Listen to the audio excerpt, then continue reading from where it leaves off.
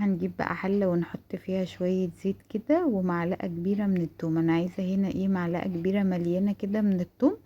اول ما التوم ياخد لون ذهبي كده، ما نستناش ان هو لونه يغمق، ياخد لون ذهبي كده فاتح زي ما انتوا شايفين، هنزل عليه بربع كوباية من الخل ومكعب مرق، ونقلب بقى الكلام ده حلو قوي. وبعدين هنزل بقى ايه، عندك طماطم حطي، انا هنا مفرزاها فطلعت كيس كده من اللي انا مفرزاه ونزلت عليه بطماطم.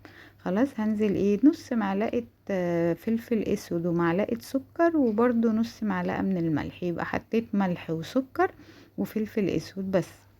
هغطي بقى واسيب الصلصة دي ايه تغلي غلوتين كده. هنا بقى انا حمرت البتنجان والفلفل، ما فيهوش اي حاجة، جبت البتنجان وقطعته كده صغير وحمرته. هنعمل بقى شوية مسقعة بجد هتعجبكم جدا ملهاش حل.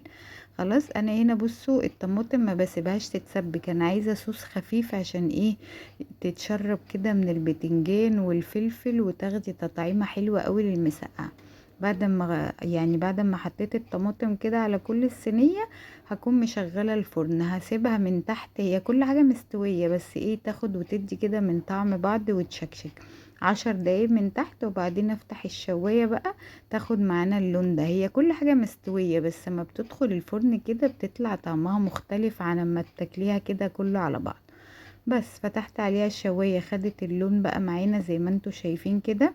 عايزين بقى تزودوا انتوا مكعبات بطاطس فيها، عايزين تعملوا البطاطس جنبها براحتكم، انا بحب اعمل بطاطس جنبها، ما بحبش فيها بطاطس محمر. احلى سندوتش.